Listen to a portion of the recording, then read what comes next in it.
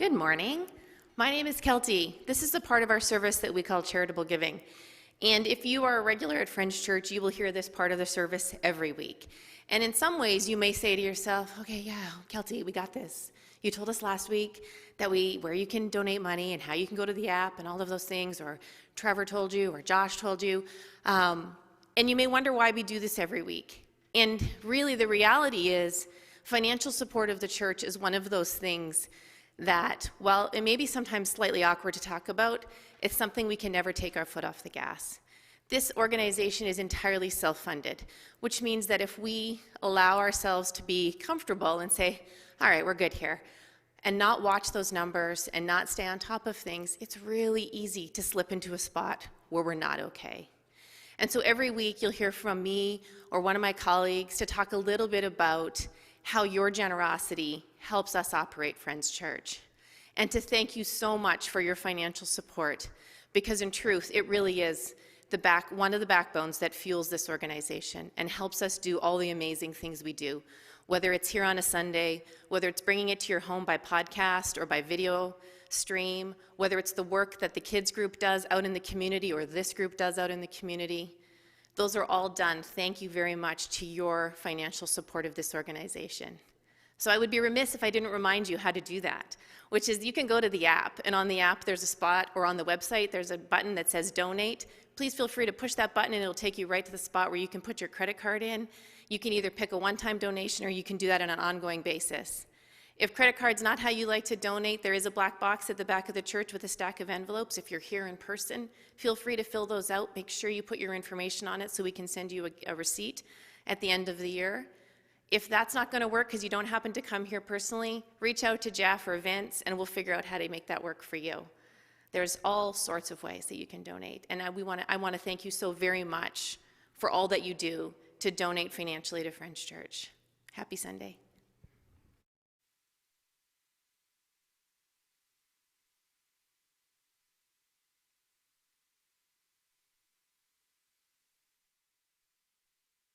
There we go. Sorry, Chantel. It's one of those times a year where people are scrambling to get their taxes done, and if for whatever reason you look and can't find the tax receipt that you get for your giving here at Friends Church, we want to help you. We want to make that easy. It's one of the blessings of being able to donate to a community like this. We get to give out tax receipts to save you money in the end, so please reach out. So, starting a new series this week called The Spirituality of Emotion. It was a number of years ago, it feels like light years ago, that I was at a Stamps game. Man, what was that about, hey? We were playing the Riders, which is always an event, right? Like those Saskatchewan Rider fans, I'm sure our community has more Rider fans than Stamps fans in it. But you were outnumbering us like crazy in the stands in Calgary. The green was everywhere. And it didn't help that Calgary was losing by about, I don't know, halftime. I mean, you're hearing these Rider fans just blowing their horns, and it's getting annoying. You're looking around at these Stamp fans around me, and I could tell people were like, okay, enough. Take it down. And I remember there was this one part in the game, I don't know, it was just after halftime. We were into the third quarter. And one of these guys, that was obviously a Stamps fan, he was wearing a jersey, he stood up, turned around at these Rider fans that were behind him. He was, I don't know, not quite a section over. He was close enough to us. It's kind of like, whoa. He stood up and just told them where to go. Just unloaded. Just told them to shut the frick up. And it was funny. He says that, and all of a sudden, all these Stamp fans, they just came animated. They're like, yeah! They're just cheering them on like this, it's like, tell them, give it to them, whatever. It was like this pent-up emotion. And all of a sudden, of course, that doesn't do anything to those Rider fans, man. They're unfazed. So they're just, you thought they were loud before? Now they are loud. It is just, and this going back, all of a sudden the taunting starts happening. This one guy turns around, he's just locked eyes with this other guy, and they're just giving it, It was a little distracting, I have to say. I was kind of, watching the sideshow over here, while trying to watch the game. But I noticed a woman in front of me as soon as these big emotional outbursts started. She was huddled up to her husband, and she's kind of peeking around him to watch. She, at that point, after all that had happened, I don't think she watched the game at all. She was just constantly doing one of these. Just looking around. At some point, as things start to escalate more, I could, watch her whisper to her husband. And then at some point, it was no longer whispering. It was like, let's go. Now, he's into the game. I mean, he's having a great time. He's giving it to those guys too. But she's going, let's go now. I could tell she was very unsettled by the amped up emotion in the environment. Actually, as I noticed that, I started looking around. There were people that were just getting up and going. Just, you could tell, just concerned, worried, just uncomfortable. In light of this series, I think about that. I think about other scenarios that I experience. How interesting is that we are uncomfortable sometimes with certain expressions of emotion. When someone's feeling a certain way and expressing it, it can make us feel uncomfortable. You're talking to someone and you notice they're a little bit off. And you say, hey, you all right? And it's just like you open the door to Niagara Falls and they just start coming apart. I've witnessed when this has happened for some, and I watch all of a sudden the person that asked is like, no. I remember one person saying, whoa, don't start crying on me. Don't do that. I don't do crying well. I don't. I remember hearing, and even in my own family, someone would get really uptight, and someone would turn around and say, settle down. Calm down. Have you ever heard that? Have you ever even said those things? I remember someone telling me one time, she said, I just don't do really over-the-top happy well. That just really annoys me. And then they told me the story of this person that always comes in the office, so bubbly. It's like, it's just grating them. It's amazing how these emotions that people wear around us can affect us. Have you ever thought about that?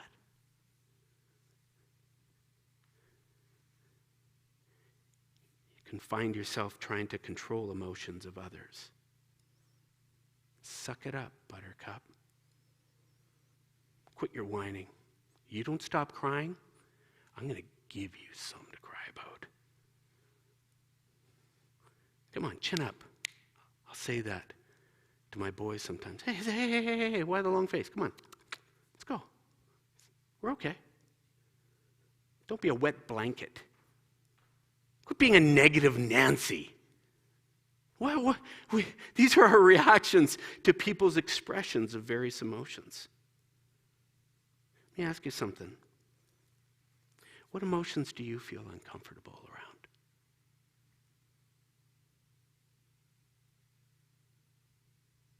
Can you think of that? What bothers you in terms of emotions that someone else is expressing? Do you just go, oh, I need to stop that or fix that, or I need to get away from here?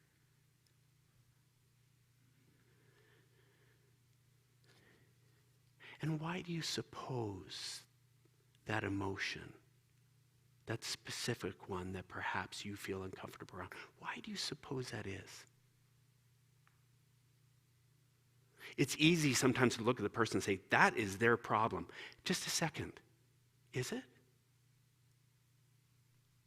Is your reaction, allergic reaction to that kind of emotion, is it their problem? Why do you feel uncomfortable with certain emotions? Was it an event that's happened in your past? Was it something you were told growing up as a kid about that emotion?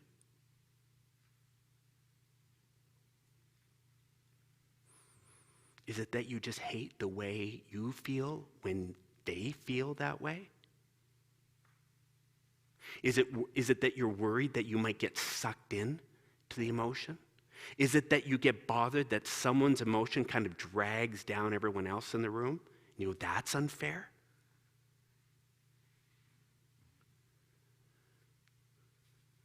What is it that makes you react to certain emotions a certain way? Very important information right there.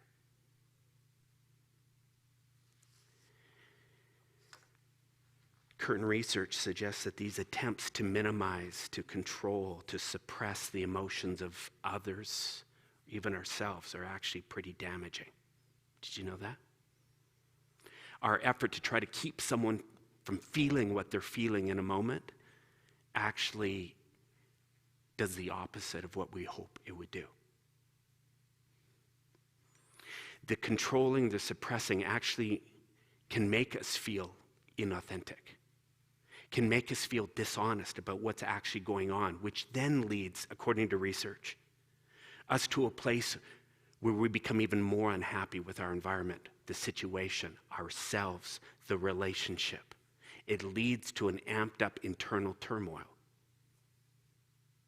That's what bottling and suppression, denial, emotional denial does.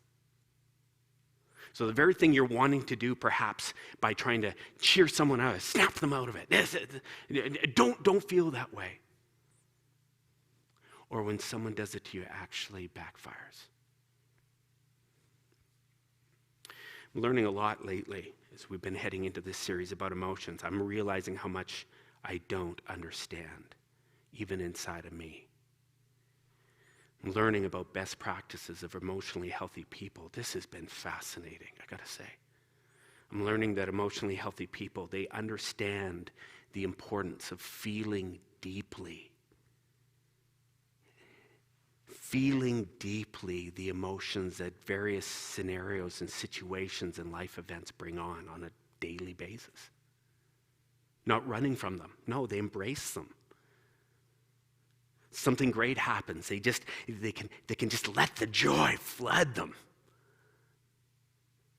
Something sad happens. They're not biting their lips. They're not trying to, distract themselves. No, they just feel it. They get a piece of bad news. They're not running to just try to pretend it. They didn't hear it. No, they allow it to just move over them and feel it deeply.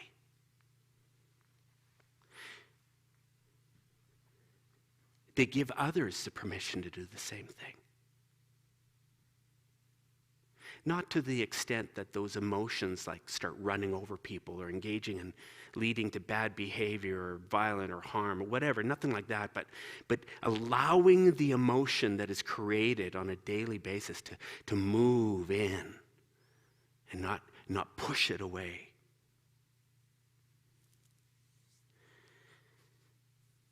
But these emotional ninjas also understand how to move out of the emotion.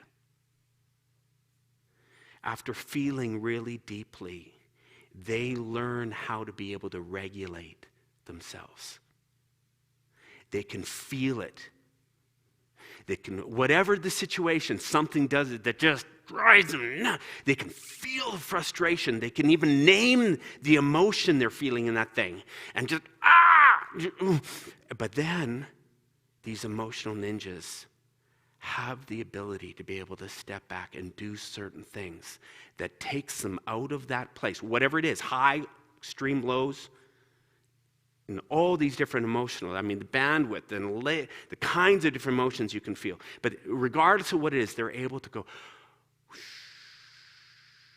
okay, I'm all right. They avoid getting stuck in those emotional moments. A number of years ago, I was taking my van to get a car wash. And I had the three boys, so we had a little minivan. Actually, it was a big minivan, Astra van. The boys were in the back. They were just really small. And there was this big bucket car wash in Crowfoot, and they had this one, it was automatic wash, and you would pay for it, swipe the card on the outside, but it would talk to you. Gold wash. It would do that. And so anyways, the boys always got a kick out of going to the car wash. We get in there, and because his van was quite wide, I tend to want to pull in the mirrors before I go in, the big drums, the big wheels or whatever, they come and beat the car and whatever, and I'd like to pull in the mirrors. Anyways, we get in there. Gold wash. The boys are like, yeah, gold wash, yeah. So we get in. I mean, Carter was maybe only 3. And I realized, I didn't pull in my mirrors. And it had already started. The wheels, the big drums come by my door, and I think, I have this bright idea. I'm just going to jump out, pull that thing shut, and pull it in. So I wait till the drum's done, pass the door, I jump out, and I reach around, pull that mirror shut, and just as I'm coming around, that drum reverses, and it comes back, catching my door. And I'm like, oh, and I'm like, ah! And before I knew it, that thing had wrenched my door. The machine was making noises. The van is rocking. The kids are like, Dad! I got soap that's just, I'm just, I threw the van into drive, and the van lurches forward, and everything kind of comes to a crash, and a guy comes out, and I'm just like, my kids are in the back. I mean, they're just wide-eyed. Carter is traumatized. They're like, Dad, what? I'm like, it's okay, guys, it's okay. We're okay, we're okay. The door was destroyed. So I'm driving home in the middle of winter, trying to hold my door shut as I'm driving home. And Carter's in the back. He's just, bad gold wash. Bad gold wash. I'm like, hey, it's okay, Carter. It's okay. Bad gold. And I could tell he was just PTSD from this experience. We get home, the boys are so excited to tell Kath what happened. And Carter's just got this death stare on, man. He is like, he needs a drink or something, man. He is just like hurt. And Kathy's like, are you all right, Carter? Bad gold wash. He got stuck in the emotion of the moment. It was looping in his head. And it had triggered something inside him. We're like, come on, buddy. It's all right. We're good. We're good. We're going to just get the vet. I remember a friend of mine. His son was playing with another kid, and the kid did some really mean stuff to his kid, like cruel. His kid came home. My buddy was like choked. And so he went and confronted the parent, to which the parent kind of just went, it's your kid's fault. You own nothing. Just turned it all on my buddy's son. My buddy was like,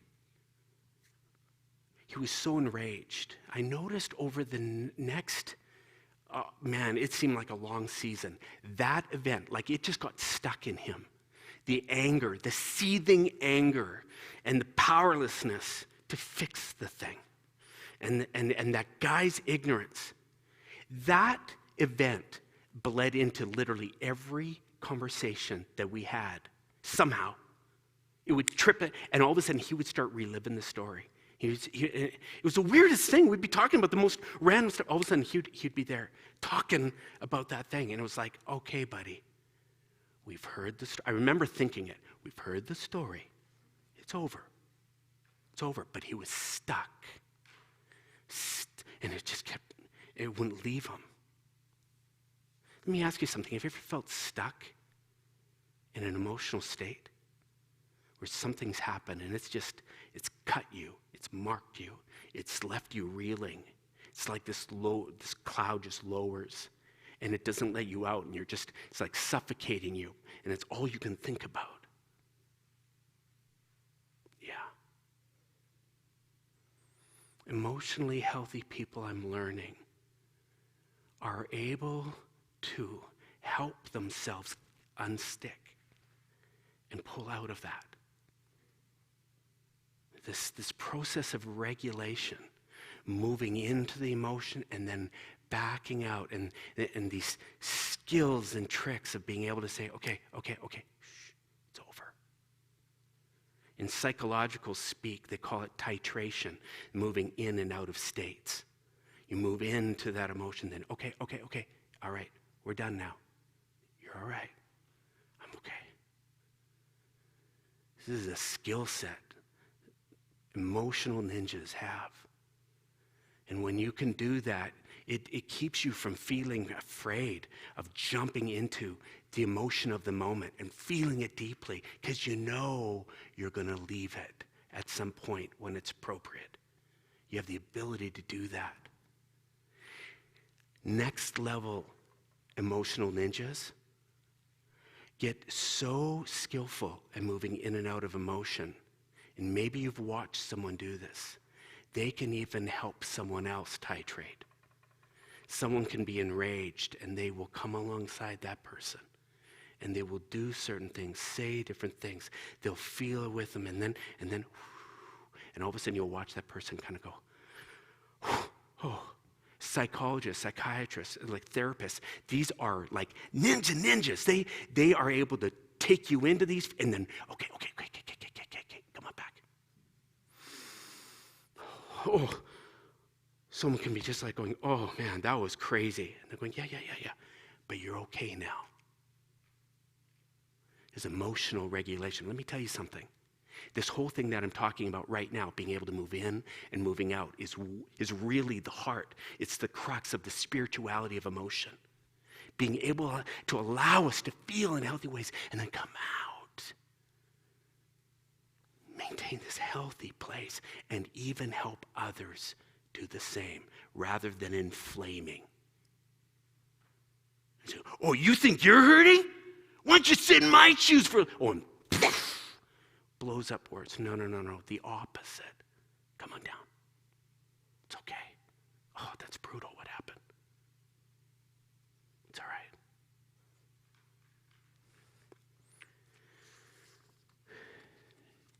So this morning, I'm going to try something I've never tried. I'm nervous about this because I don't know. I don't know if it'll work. But if it does, it could be amazing. And I want to invite you into an experience to feel anger, specifically. For 4 weeks, we've picked emotions that often we tend to not really do well with, some more naturally than others. But this morning, what I'd like us to do is to practice moving into an emotion. This morning, the theme is anger, feeling it, and then moving out of it.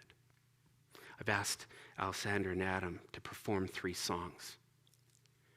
And what we're going to do is leading up to the song and then coming out of the song, while the song's playing, we're going to go into places inside of us, memories, events, different things that have gone on that have caused each of us anger, that have stirred us up. We're just going to do our best to manufacture. For some of us, that don't take much. Some of us, man, we can get angry like that. For some of us, this is going to be harder. I know there's some of you who are more prone to anger. You can just think back over the last day to find some things that had you hopping angry. This pandemic has given you a laundry list of opportunities to get angry on a minute-by-minute basis. For some of you, when I say, can you think of something that's caused you to get angry? It took you a millisecond to think about an event that's happened already in your life. It might have been you directly. It might be someone you know, someone you're very close to, but something bad went down. And the lingering effect of that event has created enormous amounts of energy inside. Some of you will go there this morning. And listen to me. I want to invite you because we're gonna move in and then we're gonna move out. This is what life really is. It's a series of opportunities where something happens, we feel it, and then we got to move out again. So we're going to practice doing that. So this morning, If that's you, I'm going to invite you to scroll back through your life. Maybe it's last week. Maybe it was when you were young. Maybe there was some kind of betrayal. Maybe it was in a relationship you're in. Maybe it was at home. Maybe there was, heaven forbid, some kind of abuse, something that went down, that went just horribly wrong. I'm going to invite you to feel. Maybe some of these things you've just been dodging for so long, or it's been so long since you thought about it and thought you've been running from it. I'm going to invite you back into that. As the music plays, I just want you to sit. Practice sitting in the feeling. Then we're going to come out. I'll lead you through it, and then we're going to go back in. Maybe tell a story. We'll go back in. Every time the music plays, I invite you to go back into whatever anger you encounter or have encountered. Go there. We're going to come back, all right? It's simple. Why don't we begin? I don't know if you're able to go there this morning, but if you were, I want you now to just follow me for a second. Maybe if you're going to breathe heavily, you can put your mask back on, but I want you to practice in this moment now, after feeling feelings of anger, I want you to take some deep breaths.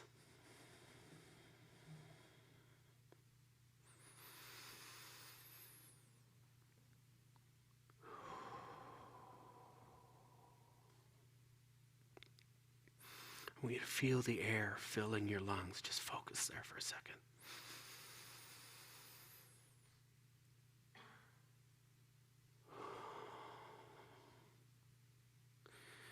All right, I want you to now to just kind of look around, just regardless of whether you're watching this virtually, maybe you're in your living room or your bedroom. For those that are here right now, I want you to just look around the room here. I want you to notice 5 different things, and in your mind, I want you to name 5 different things that you see. I see a window. I see a light. I see carpet. I see the person in front of me. Just think about 5 different things. Now I want you to look around. And while you're doing that, I want you to just reach over and grab your own arms. Just would you do that? Just grab your arms. Just feel them for a second. Just feel your body. Squeeze your forearms.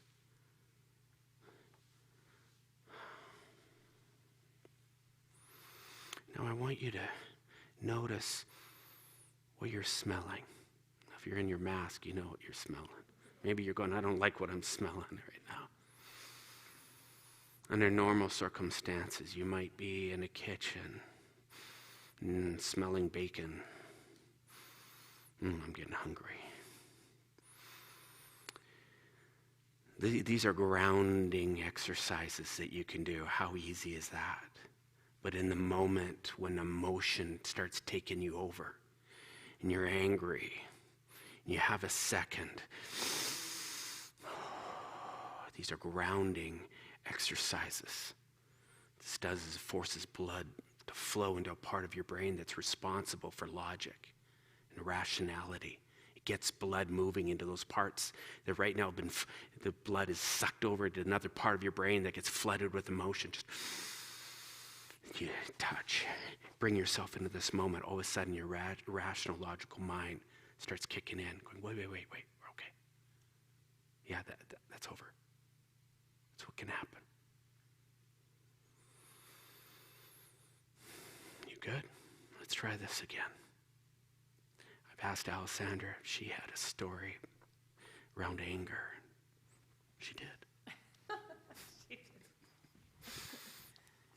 Yeah, it kind of came to my mind when Jeff and I were brainstorming songs that kind of helped get to that place of anger or feel that. And I thought of this song, Dear God, that I listened to a lot when I was a teenager, 14, 15, 16 years old. It was a song that I would have listened to under my covers, not really letting anyone know because I felt pretty guilty about listening to it. But in those days, I went to pretty straight-laced Christian high school, and we would have these chapels and these altar calls, and there was something that I found at the school, obviously all of the rules and all of the do not, because this is going to happen to you, go to hell, and all these things that we were being told. And we'd have these altar calls, and the kids would just go down in droves, for fear of and they would go every time for fear of, retribution and just needing to feel clean and pure and all of these things. And I don't know, at 14, I felt so cynical and so bitter, and I had this anger inside of me of why are we doing this? Why am I being told this? I didn't understand, and it didn't resonate and sit with me. It didn't feel good. It felt uncomfortable. It felt contrived. It felt fake, forced, and I was angry. I could feel myself sitting in that auditorium, just bitter as anything, and it's just. So I would listen to this song, and it would really help me feel those feelings of anger that I had at that time. And anger I was also feeling about all the people, this song kind of talks about all the injustices, and I was feeling that as a young adolescent I had so many questions, so many things I couldn't answer, and I think that's also where the anger was coming from. I felt like I couldn't speak those thoughts and have that anger. I didn't think I was allowed, and so it was even more angry because I couldn't be angry the way I wanted to be angry. And so it really, really built up in me in those years. And this song is super connected to that for me. I don't know about you, but I've found different soundtracks that take me into those dark places. Maybe you have certain songs too, you put them on and it just takes you back to a window, a moment. You start feeling those things. Can I invite you this week to even try this? Maybe it's music that will help you emote, that will help you process something that is still there, that's maybe locked up. That's why we're doing this. We're showing you different ways that can bring this up. Feel it. Now let's practice coming out now again. Big deep breaths. This is what we're going to do this week as something fires us up or something takes us down or makes us feel depressed, lonely, whatever it is. We're going to feel it and then we're going to breathe.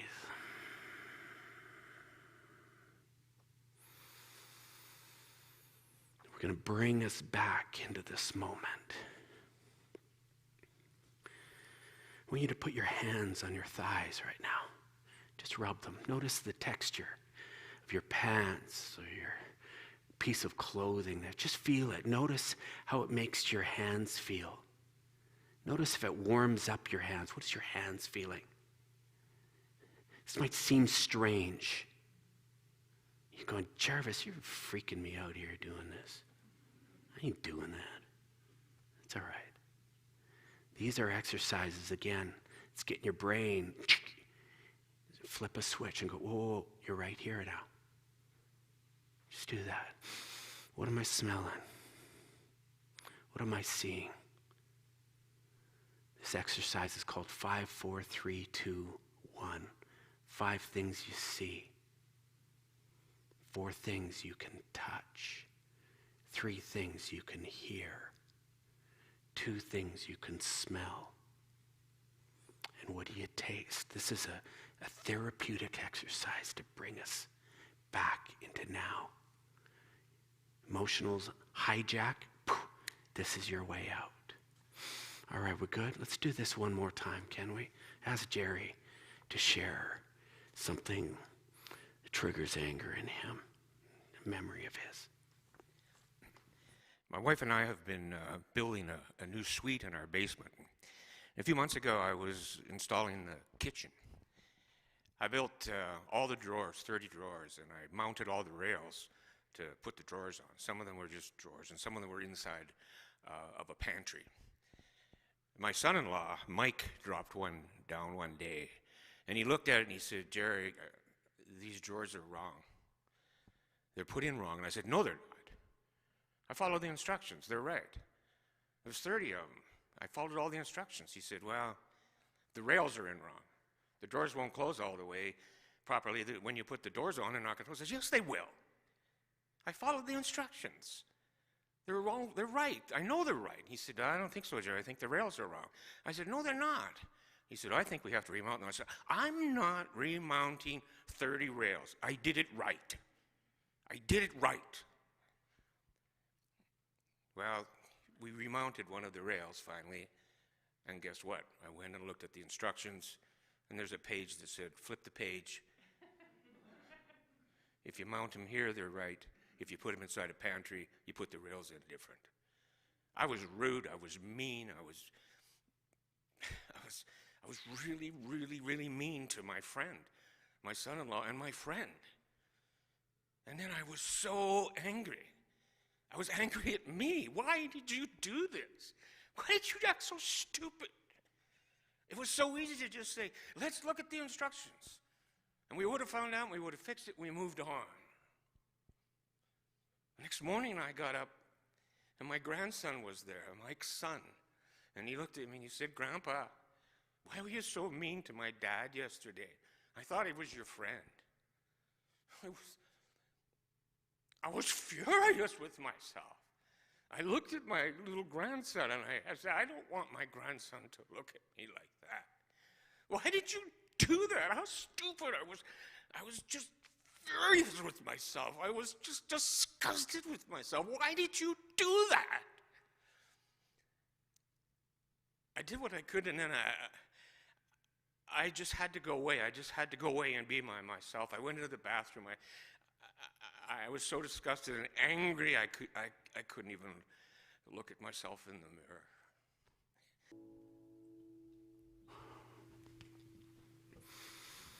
I just want you to breathe. Maybe you're like Jerry and some of the anger has been turned inward. And that's what you're feeling right now. Breathe. Maybe it was an event from way back in your past. You revisit it and you feel it. Breathe. You hear something on the news and it angers you.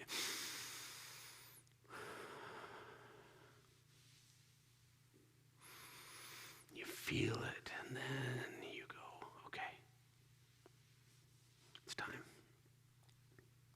I got to step back from that.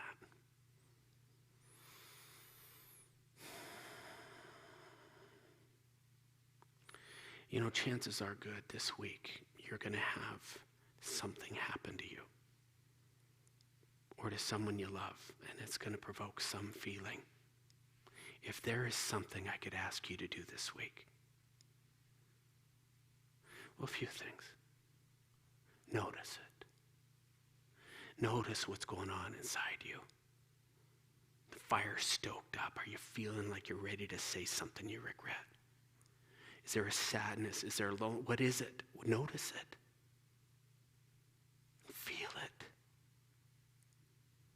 Some of you are really good at this. You're going to name it easily. Your challenge this week will be to help someone else feel what they're feeling, perhaps. That's up there. But if you can feel it, just soak it. Let it sit. Let it marinate. Go into it. Feel it as deeply as you can, and then come back. Okay, I'm okay. I'm safe. I'm all right.